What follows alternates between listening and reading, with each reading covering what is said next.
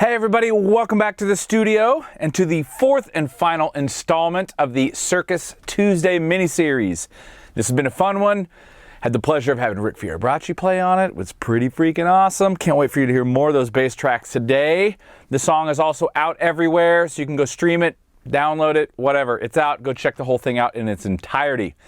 Today I'm going to go over a few things in the mix that I think are cool. It's a little bit different than the Probably Not mix, which was way more involved, a lot more layers. This one is a bit more straightforward as far as the arrangements go. You know, we've got drums, bass, you know, some rhythm guitars and melodies. So for all intents and purposes, it's a three-piece, you know, with some doubled guitars here and there, which is cool. Circus Tuesday, no idea where that name came from. My guess is we wrote it on a Tuesday, and for some reason it made us think of circuses. I don't know. 10 years ago, who knows what the hell we were thinking. But anyway, it kind of fits the tune. So for starters, before we take a listen, and we will in a second, I just want to get the lay of the land here a little bit. If you've seen the Probably Not video, then you may have an idea how I like to lay things out, but I'll go over it real quick anyway. Starts at the top of the console with the drums, always first. The first usually 12 tracks. In this case, I've got it down to 10. I tried a few things here, you know, some extra stuff. Didn't add anything, so I didn't use it. I do have 3 toms on this kit. There's 2 racks and a floor, but I'm only coming out a stereo track on the board, which is 5 and 6. Next up is the bass in the middle, 13, 14. 13 is the actual bass track, 14 is the parallel compression, and then all the guitars. I have the rhythm guitars grouped to 15, 16. There's this call and response thing that happens on the C section, on the jazz section, which is grouped to 17, 18, and then the melodies come out in 19 and 20. All of the drums get bused to channel 1, 2, except the rooms. And usually I don't do the rooms because they're compressed, and I always have a little bit of compression on the drum bus, as well as the Rupert Neve tape emulator. This time I actually, there is no compression on the rooms, but I just left them out the main mix because that's usually what I do.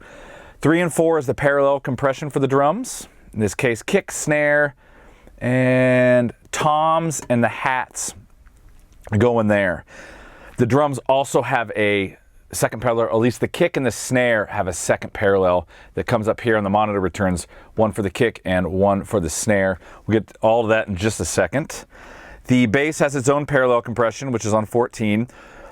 Bus 5 and 6 is my all music parallel, and that is usually anything that isn't drums or bass. In this case, it's just all guitars. That is the Comp 54s.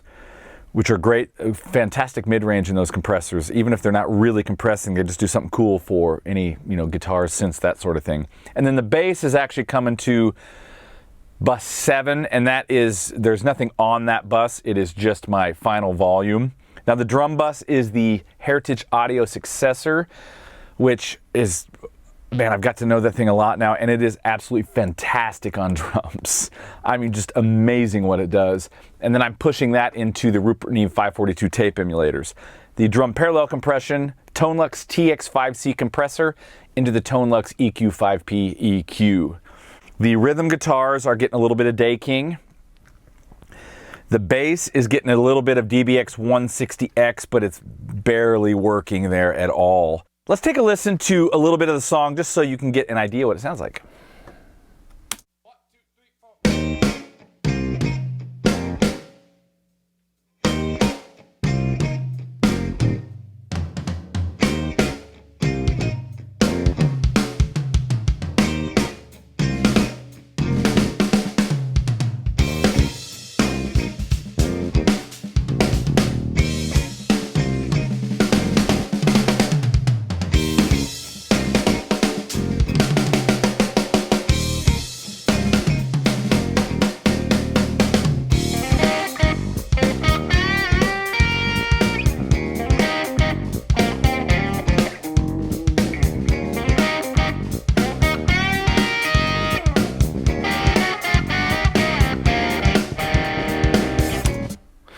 All right, so now you have an idea what all the sounds are like. They kind of stay that way throughout the tune. A lot of movement in the guitars and then just kind of crazy hits and that sort of thing. So let's begin with the drums. A couple things to note here first. There's only one spot that I have compression directly on the channel, and that's on the tom group here on the console. The kick, snare, overheads, no compression, rooms, no compression, and I have no compression on the toms in the box either. I do have some EQ there, which we'll get to in just a second. But on the group, I actually have the overstayer. Also with the toms, I didn't clean anything up. So I didn't go cut out all the spaces. There are no toms. I didn't use expanders. I didn't, automate the volumes down, mute automate, any of that stuff. They're wide open the whole time. It didn't bother me, kind of the excess ring. It's only a 3-piece. There's a lot of room. And the sympathetic ringing from all the toms isn't that bad. And when it came to all the cymbal stuff, I actually kind of liked the chaos that was added by the leakage into the tom mics. Now I am mitigating that a little bit with EQ, but not a whole lot. We'll show that in a second. So first off, let's just have a listen to, let's take the A section, and I'm just going to solo up L drums.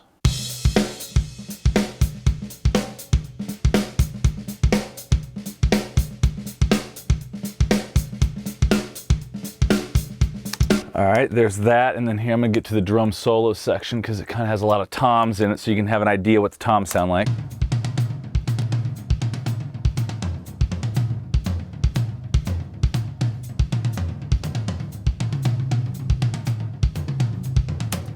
Pretty beefy. Pretty beefy. All right, let's start with the kick and the snare, obviously the most famous part of the drum set. Both of those are going through my overstayer channel amps. So instead of a compression, I'm actually using the second order harmonics that I can push on the overstayer to control, one, to add a little bit of character, because I liked the overall drum sound. It was kind of natural. I just wanted to add maybe a little bit of extra character and kind of beef the overall set up. And the cool thing about those overstayers, you can push into that second order harmonic and it just shaves the transients off a little bit. So you get a little control over your dynamics. I mean, you could slam it really hard and get killer distortion stuff, but if you do it, kind of minimally, you can just get some nice control over your dynamics and your peaks without the side effects of what compression sounds like. So the kick, here, I'm just gonna play just the kick drum.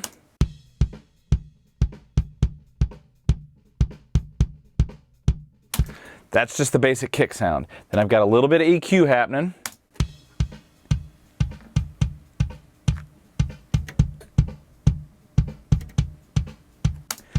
So the EQ, you can hear it's got more bottom end without it, but it also sounds a little bit like there's a veil over it.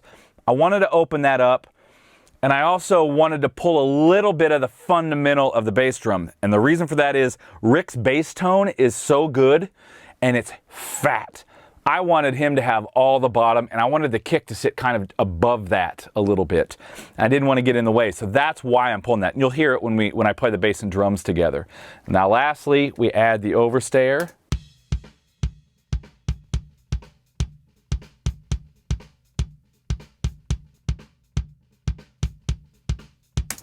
I am getting a little bit of an 8K shelf with the EQ on the overstayer over to my left. It's got a nice Pultec style thing, and then I'm getting that second order harmonic, which adds a little bit of grit to it. Snare drum, same thing. Let's just hear the basic snare.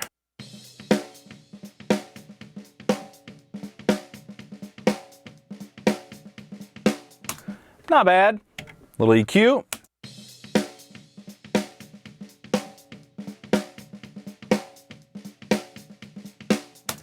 It's just a little bit of cleanup actually right there.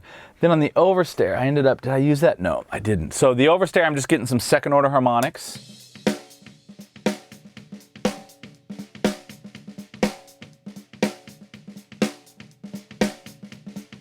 I'm not pushing that. I'm just using it to roll the tops off. If I'm watching the meters in here and I can see it come down about a dB or so, and it'll help control some of the peaks, add a little bit of character. Now the kick and the snare also have their own parallel. I'm gonna do this whole group first, and then we're gonna hear the whole thing. That parallel for each of those goes to my Dynamite, into a modded Alesis 3630, which I love. I'm not ashamed to use it. I actually probably like it for all the reasons people hate it. It's a little splatty and a little slappy, and as an extra parallel on drums, it can actually do some great things. So first off with the kick, here I'll play just what that sounds like on the kick.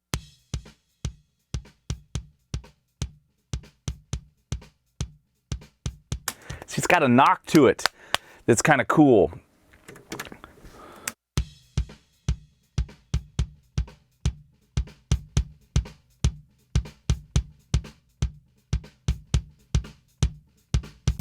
Now you'll notice on both of these things, as we're in solo, you're going to hear a big difference in the volume.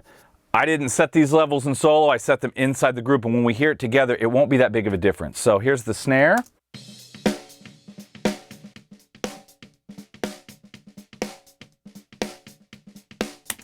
Like I said, splatty. I'll add that in with the real sound.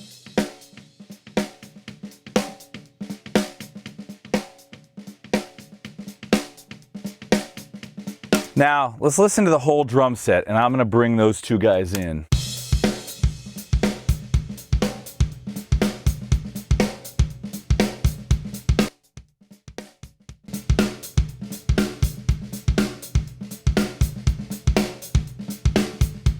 Way more subtle in context. It just gives a little bit of knock on the kick drum, and it just gives a little bit of splat to the snare. Sometimes I'll crank those up, sometimes it's barely in there. In this case, I just wanted a little bit around the edges and a little bit of knock on the kick drum, and that worked pretty well in my opinion. We'll see if you agree or not. Next thing that's big, let's work backwards now. The rooms, if you saw the drum reamp video, you know that it was just a pair of microphones, that's it. There was no compression going.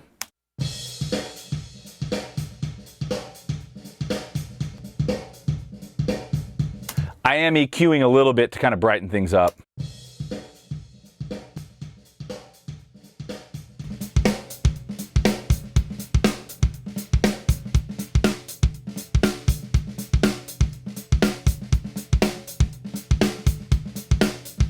And I do have a tiny, tiny bit of the TCM 350 reverb in the ambience on there.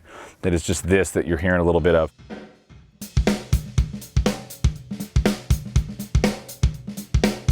Just to add a little bit more. Next thing up is the toms. Now here's where it gets kind of fun. Like I said earlier, none of this is cleaned up. There's no direct compression on there, only on the group. So let's go over here and take a look at what we have going. Actually, let's run through the whole kit here real fast. The kick and the kick hole, which is, I can't remember what I had on there at that time. Both of those are going out channel 1. I'm using the debleeder, which is a fantastic plug-in for killing. It's kind of like an expander on steroids, just to clean up a little bit of the excess bleed. And on the other one I used the expander, it sounded better. Then I'm getting a little bit of EQ, just pulling, you know, out of the kick hole, a lot actually. The snare top, just rolling some bottom off. The snare bottom, rolling a little bottom off. Also using the debleeder there just to clean up some kick drum around it. Now let's get to the fun things, the toms. First off, let's just take a listen to what they sound like. I'm going to run back to the drum solo again. We'll take the first few bars here. And this is just the toms with none of the processing.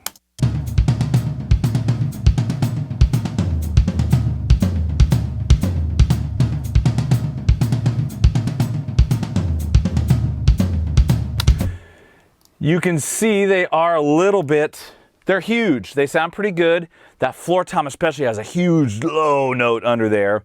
And also kind of like the kick, it sounds like there's a little bit of a veil over them, and I wanted to lift that. So the first thing I did is, actually I left this on, but I am notching a little bit of a frequency out of the rack 2 and the floor tom that was really offensive. And then I got to this part. Let's see. I'll get these in order here. This EQ, the Trident CB9066, is one of my new favorites on drums. And it's cool because there's the ADB as well, but I really love this 9066. It gives me kind of a familiar sound, but a different tool set inside the box. So I did this to each of the toms. First off, on this EQ, the filters. The high pass and the low pass filters are awesome. It's not just a normal lop it off the bottom, lop it off the top. It is very musical. So what I'm doing is I'm cleaning up a little bit of the bottom end. So now let's hear this. Here, let me put these back. Let's turn this off and I'll turn them on.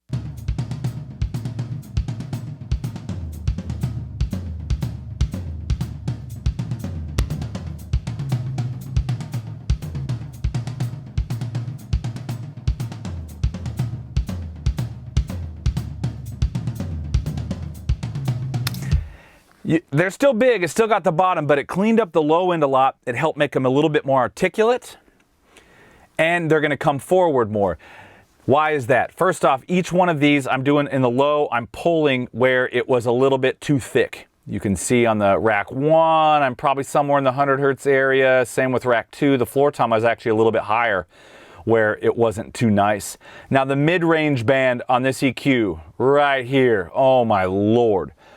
I end up pushing in areas that I would usually pull or just leave alone. I don't know how it does it. It just has a way of making things kind of come out in those mid bands. So on the first rack tom, I'm actually pushing, 2K, 2.5K, not necessarily uncommon to get something to poke through. On the tom 2, which is the second rack, I'm down here probably 700-800 hertz area, which could get very papery, but it doesn't with this. And then down here on the floor tom, I'm probably 650, somewhere in that. And then each one of them is getting a little bit of high end. You can see, just to give it a little, the stick attack on the head. And then I'm using the high pass filter, the low pass filter, the high cut. I have that set on each one of these about 9.5K, and I'm filtering off a little bit of there. And that is just helping control the excess cymbal bleed when I start going crazy, just so it's not nasty. I'm not killing it all. I'm just getting the nastiest parts out of there. These EQs are awesome. Love them. Then, out here on the board, I'm doing two things. First off, I'm adding more EQ. So let's put this loop on.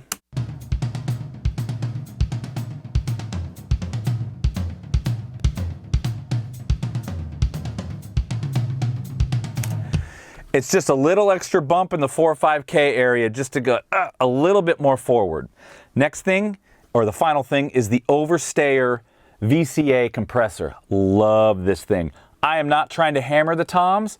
I'm just trying to, since there's so many of them, I just wanted to make sure I was kind of controlling the evenness a little bit. I did a pretty good job actually playing it that way, but I just wanted to give it a little bit of extra massaging. So it's not going to be a giant difference, but take a listen.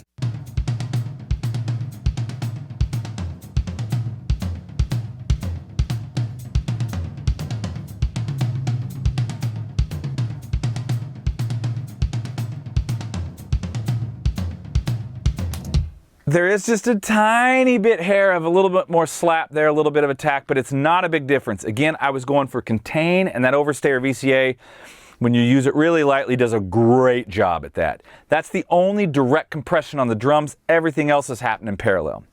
So that is our drum sound in a nutshell. Let's move on to the bass, which is one of my favorite things on this track. Rick Fiorabracci, one of my favorite bass players. I had the pleasure of playing with him some in the Bleeding Heart Blues Band years ago. Finally had something where I could get him on a track to play on, and he totally freaking killed it. Let's just take a listen to this bass. Let's see, let's go to the A section here. Take a listen.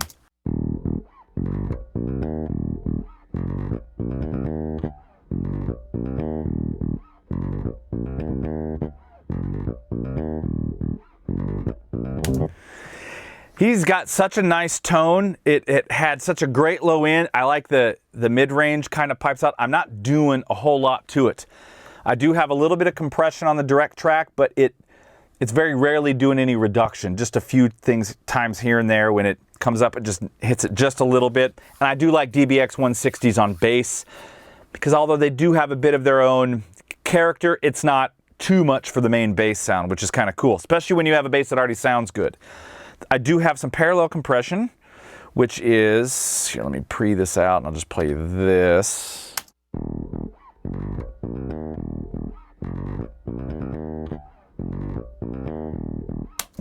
Which is thicker. That is going through one of my WA-76s. I am pulling some low end out of that sound, and I'm just blending that in a little bit just to, because it's a three-piece and there's room for it as I got the drums bigger. I just wanted to give the bass just a little extra help.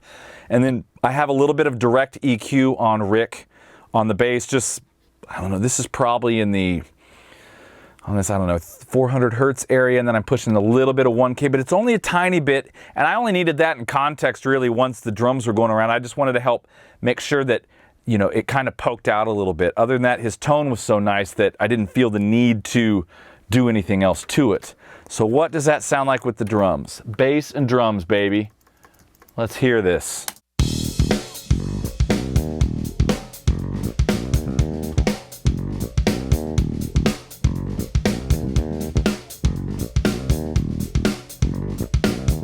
Man, it grooves. That guy's playing is great.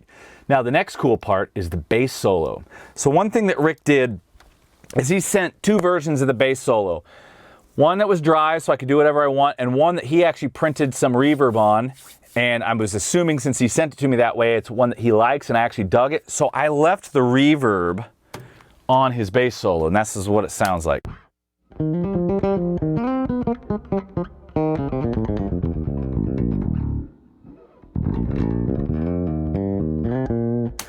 Just gives a little bit extra space around it. So here's what that sounds like. I am going to pull the guitars, the rhythm guitars in for this part, and you can hear this bass solo in context. It's pretty cool.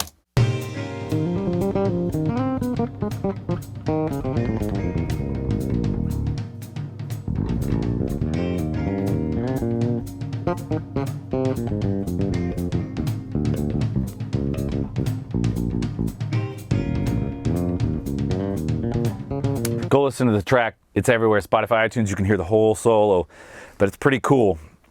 And the bass sounds fantastic. Again, not doing anything else to it. There's no more compression, not squashing it, not doing a bunch of EQ or anything like that. His tone was just really nice, so I left it intact as I possibly could. All right, next. Let's get onto our guitars since I just turned those on. This is where the majority of the movement of this song is at. And if you saw the first episode of this mini-series, it was about our tracking, where I think that covered a couple of the clean sounds and one of the melody sounds, where we chose microphones for a purpose. And we were using them as kind of our EQ or our placement of the guitar track, or the rhythm anyway. And that's what we're going to start with. And it was a Unidyne 3, a Roswell Pro Audio Mini K87, and then we had a pair of room mics. I think it was the 12 gauge Red 12 and the Audio-Technica 4081 ribbon. And those were either, the ribbon I think is on the right guitar and the 12 gauge is on the left guitar. And that's the ambience. So our only ambience, I'm going to go back to just the top of the tune here. Let's go to the A section here. And you'll see too, before I do this, all the rhythm guitars, we had two goals in mind. One, we wanted to get it right, what we wanted at the source. We wanted to use our microphone choice as our depth and placement, depending on what was happening. And you can see in here these tracks I have selected, there is no EQ on anything of these rhythm guitars. Neither is there any EQ on them out here on the board. The EQ is on. The only thing I'm doing is filtering out some bottom. Same thing with the jazz call and response.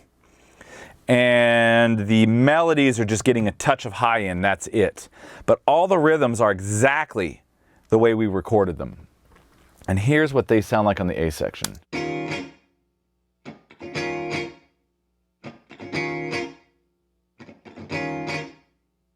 Now, here's what we did. You can see this is the guitars right here. I'm going to blow this up just a little bit so we can see it better. And I'll play a few bars of this. Everywhere there is no melody, we use the Unidyne plus the room mic.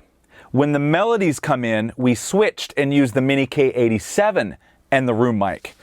The Unidyne was brighter and a little thinner too, and it felt more forward in the mix, where the Mini K87 was a little rounder, still articulate, but smoother sounding, so it didn't feel as bright or forward in your face. And it was also more full sounding, which made it easier to sit behind the melodies. And that's how we created space. No melodies, Unidyne, room mic forward, melodies, Mini K87, room mics slightly backwards. Not a huge difference, but it was enough. And here's what that sounded like. This is Unidyne.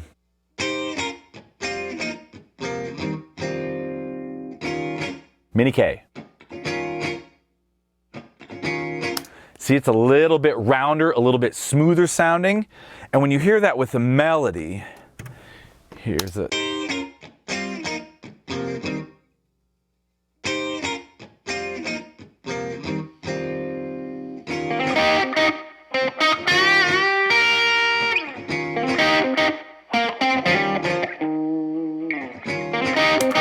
You can still hear the rhythms out there, but they're just subdued just enough to where the melody pops out a little bit more without having to, you know, compress more or do a bunch of hyper EQing or anything like that.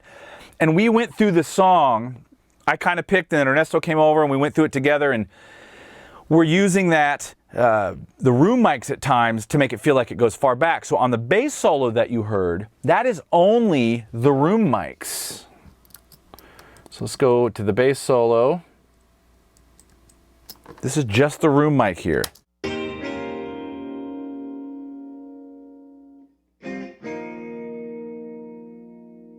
So at that point, Ernesto feels like he's in the back of the room. It's behind the bass solo. The drums come down. We create some depth and space for Rick to be the feature at that point. The rest of the song, it's either when there's no melody, like I said, and the guitars come forward, so it makes the rhythms feel kind of featured, and then we just tuck them back just a little bit when the melodies come in with a different mic choice. And I mean, that was on purpose, and I think it worked pretty well. Also made it kind of fun. And then we build, this is one of my favorite parts of the rhythm guitars, is coming out. I'm gonna turn the automation on here so we can see this. Few things happen. At the top of the bass solo, I'm doing some automation on the guitars, really just to slightly even out the left and right. Not trying to make them the same, but I just didn't want them to pull too much one way or the other and distract from the bass guitar.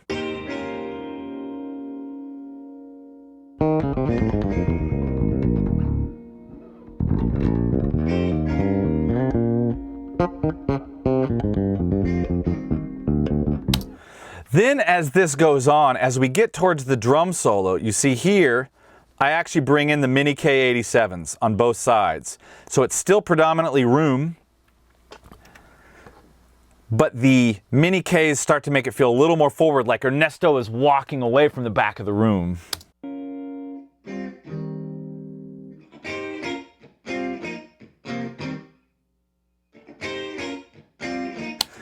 So at that point, the mini Ks mask the room just a little bit. Here, let me just pull everybody in real quick, just so we have some context here. So the last few bars of the bass solo going to the drums, pay attention to the rhythm guitars.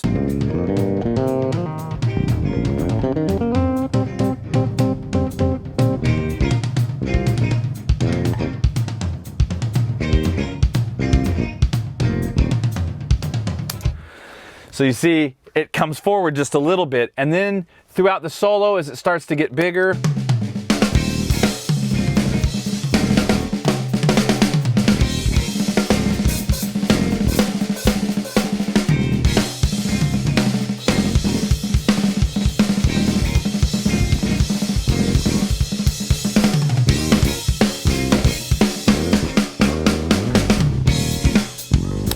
you can see that I'm ramping up a little bit as it goes, and then it just ramps up a little bit more to where the A section comes back in and everything's back to normal volume. And the bass is kind of doing that too. So it starts out the bass solo with the guitars way in the back of the room. They walk a little bit forward at the beginning of the drum solo. About halfway through, they walk forward just a little bit more. And at the end of it, they kind of ramp up, and then we're all back to normal volume. And it was a fun way to kind of create some depth based on the way we recorded things. So always get it right at the source. That's the basic rhythm guitars. Now, a couple other things real quick. We'll get to let's do the melody real fast, because this is kind of cool. I'm gonna go back to the A section. We can take this A. So our melodies, which are down here, also a little bit of that trident. Let me close these other guys down. The 9066, and I'm only pushing a little bit of 3.5K and rolling off a little of the bottom with that high pass filter there. And it was just, this EQ has a way of making things just kind of pop out in such a cool way. And that's all the processing that's going on. That's it. There's no other compression or anything. Rolling off some bottom and pulling some low mid out of there. A lot of the times I do cleanup with the channel, the Logic channel EQ, and then I do all the character pushing stuff with the other EQs, but it just kind of depends. In this case, it ended up being those two, and it sounds pretty cool. So here's the melody.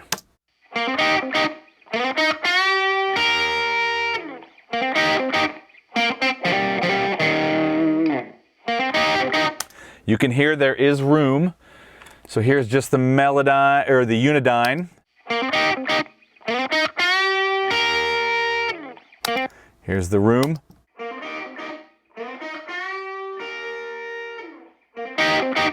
And the room on this one is the Red 12, which is the Omni mic. Now, a couple things I'm doing here. First off, I have my D2 set to kind of a left-right slap back, about 104 milliseconds, and that's the space around everything.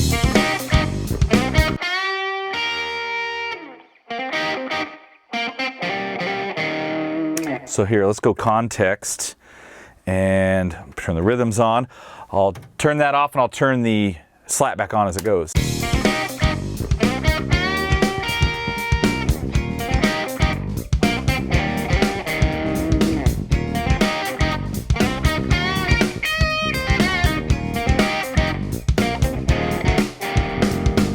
Just added a little bit of bounce, kind of gave it its own space a little bit, and it just felt fun, and I dug that.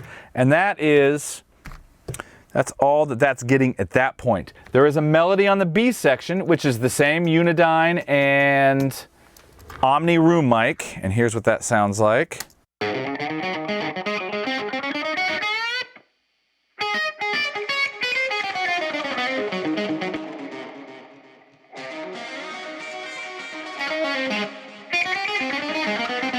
And it is getting a bit different treatment. It still has the slap back on it. So here's all of it.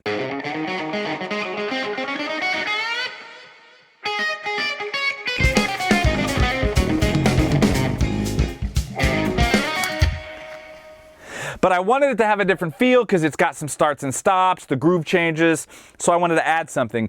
That is a combination of this DD5 right here and the DD5 feeding my MIDI Verb 2. That is controlled by the effects bus computer, and I am just patching from the patch bay into that computer via the ultralight here. I'm not going to do a full breakdown of this in this video. If you want to understand that more, go check out the Probably Not mix video. I'll put a link in the description. I walk through how that whole thing is hooked up in that. So what I'm doing is I have the DD5 on one channel on an I/O plug-in, and then I have the MIDI Verb on another one. So the DD5 is going out, it's mono, that's what you hear in the center. But then with the send, I'm feeding the MIDI Verb, and that's what you hear on the sides. So you get a drier version in the middle, and you get the wet thing out on the sides, and that's what creates a little bit of the chaos in the space.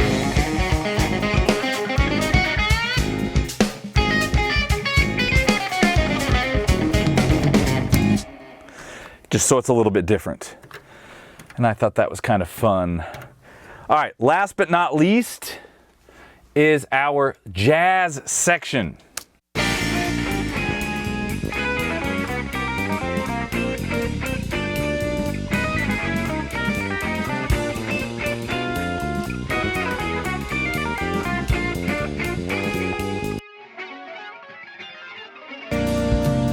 It is getting an entirely different effect, and it's both guitars because you have the call on the left, the response on the right, and each C section's a little bit different.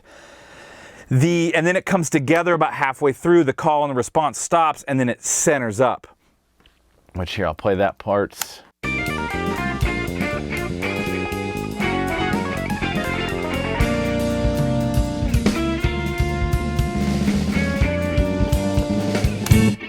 And that is going also over to the effects bus computer, and the way I'm sending all these there is from aux 1 on the board, and that is getting this crazy. Here, let me go to the top.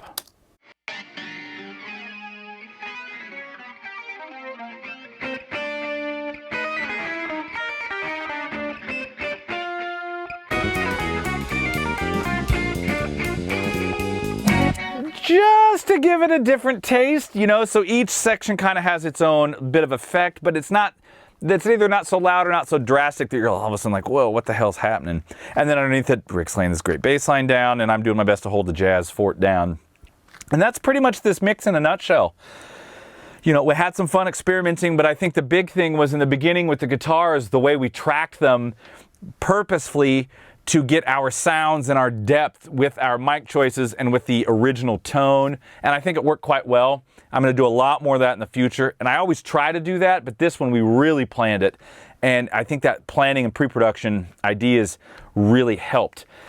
So I got to give a huge thanks to Rick Fiorabracci for playing on this. If you guys go check him out, rickfiorabracci.com. I'll put links down in the description. He's a badass bass player. If you need bass tracks, hit him up. If you need anything from Ernesto and I, mixing, mastering, you know how to get a hold of us. Other than that, everyone stay safe. Go get your Master Fader t-shirts. Yeah. And I'll see you in the next video. Take care, everybody.